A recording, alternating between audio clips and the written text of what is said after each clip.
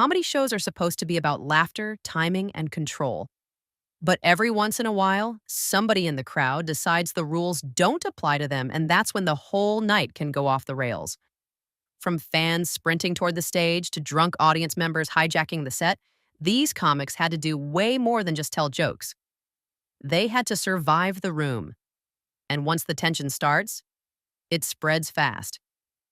One bad heckle can turn into a full crowd meltdown, a security escort, or a comedian roasting someone so hard the entire room starts cheering for their removal.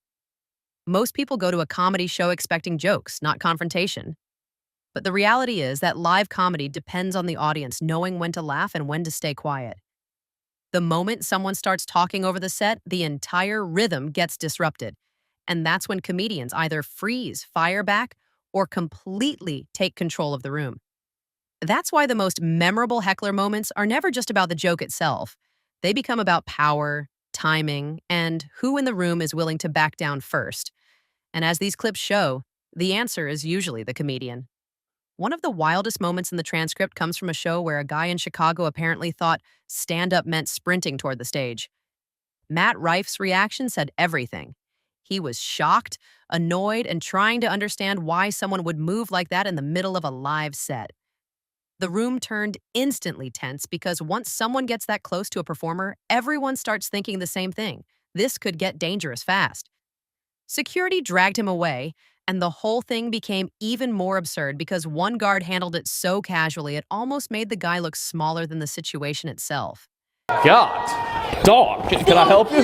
Jesus Christ. I mean, my security's fucking on one, dog. That's the strange part about comedy shows. A moment that begins as stupidity can become a full security incident in less than 5 seconds. And once the audience realizes the comedian isn't backing down, the power shifts completely. I could have been stabbed. He did make it to the middle. You fired for sure. I'm pretty sure I heard you say, there he goes. Jimmy Carr is known for being sharp, fast, and usually in control, which is why it stands out when he genuinely sounds annoyed. In one clip, a group kept talking through the set, and Carr cut right through the noise with a direct call-out that made the whole room go quiet. He didn't over-explain it. He simply identified the problem and told them to stop or leave. That's the kind of moment where the audience gets to watch a professional draw a line in real time. When a comedian like Jimmy Carr tells people to sit down and shut up, the joke is over and the warning has started. Why are you not sitting down? Toilet. I'm going toilet. Are you allowed to go on your own? You sound like a f***ing idiot. What makes it funny is that the hecklers often don't recognize the warning until it's too late. By the time they realize the room has turned against them, they're no longer part of the show. They're the reason the show stopped. I'm just going to deal with this for 1 second. Guys, you're still standing up and I think you're talking a little bit too much. You're probably irritating the people around you. So either stop or we're going to kick you out. It'll be a pain in the ass. Get to the bar. Well, go. You fuck off to the bar then, mate. No. Fuck off to the bar now. Security, go up there. A lot of the worst interruptions come from people who are clearly drunk before the show even settles in. In one set, comedian Akos Singh noticed a woman acting out throughout the performance, but he didn't even go after her until she started yelling in the middle of his jokes. Shut up. Can you let me get to the fucking joke? Who's to make sense? You're this drunk at 7:30, and you think they got the problem?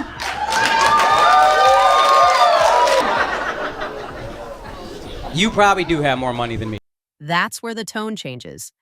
A comic can ignore mild noise for a while, but once the heckler starts trying to take over the room, the comedian has to choose between staying polite and taking control. Akos went straight for the crowd pressure point and called attention to how drunk she was, which only made the audience lean in harder. Over a drink, I think I know the answer to that question. We can kick her out whenever y'all want. I really don't give a f***. I'll pick up the tab. We can have fun if you're done. I just need to make sure it's out of your system. No, I don't want to talk about you anymore. I just want to make sure you're done talking. Then came the drink spill, which turned the entire thing into a public embarrassment. Once her date got involved and the room started backing away from her instead of with her, the whole dynamic collapsed. By the end, she left alone while the crowd celebrated the exit like it was a victory lap. Say, dude, if you want to. I have no issue with you. Yeah, you're not involved. I love that she thought everyone was going to leave with her, and everybody's like, thank God this left.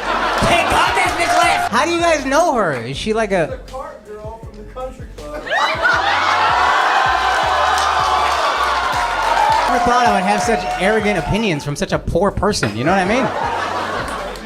Yeah, she got more money than me. Hey, just because you were around it don't mean you are it. You know what I mean? My camera guy's 7 feet. I'm still 5'7". The I hang out with this guy every day. Joe Rogan has had his fair share of live interruptions too. And one of the most frustrating things for any performer is the person who yells nonsense just to be noticed. In one clip, Rogan pauses mid-set to confront a guy who keeps shouting random remarks like he's trying to force the attention onto himself. I think it's a good idea. I'm just curious. Why do you think it's a good idea to just yell shit out? Then once you turn around and look, there's 2,000 other people besides you. You know that, right? And of course, the second he finally gets Rogan's attention, he goes silent. Curious. Why do you think it's a good idea to just yell shit out? Oh, now you're gonna shut up? I'll get you kicked out, motherfucker. You better talk to me now. Don't be a coward. Do you wish that things had gone better and you got the attention that you feel you deserve, but it didn't work out that way, so you just cry out everywhere? Are you one of those dudes where the light turns red and you still want to take that left turn, so you just go into the intersection anyway and people start beeping? Because you don't give a fuck about other people. You think about your own little baby self, you big old grown-up baby. His reaction was less about comedy and more about psychology. He pointed out that there are thousands of other people in the room, and the heckler was acting like the entire show existed for him alone. That kind of direct call-out works because it strips away the illusion the heckler is trying to create. The most brutal part is what happens next. Once the heckler finally gets the attention they've been begging for, they usually go quiet. It's the live show version of someone realizing they've been seen too clearly. Some of the funniest heckler moments happen when the audience itself gets tired of the disruption.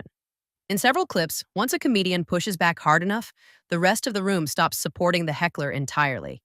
That's when the social pressure becomes unbearable. I guess I'm his comfort when that's happening, right? Some of us, You what? put him on the toilet when he starts to do it. Oh, okay, I'm gonna trust you as a mom. That's what happened in the Sammy Obeid clip too. What started as a misunderstanding about a joke quickly became a room-wide debate over who was actually interrupting whom. Sammy tried to keep it light, but the audience could tell the conversation had moved from comedy into crowd management. How old were your kids when they were potty trained? My youngest was 9 months. By the way, every mom in here is like, well, she's lying. You're 9. She's like, I'm her husband. She's absolutely right. Our daughter was like at 9 months. Potty trained. Oh, by the way, their daughters are dogs, by the way. And when the heckler kept pushing, the room stopped being fun for her. People who came to laugh suddenly found themselves watching a public breakdown, and even other audience members started stepping away because they had had enough. That's usually the final sign a heckler has lost the room. Not cool because she's not a dog and she's not a bitch and not I don't know, her mother is kind of... Let's just say they didn't appreciate the quick comeback. I'm actually not talking to you anymore. I think that's what we all wanted. Yeah, I'm not talking to you anymore. Don't call me a bitch. I didn't. I never use those words. I do not call women. I do not call that. Move on to your next bitch. And what? What? You want to call me a bitch?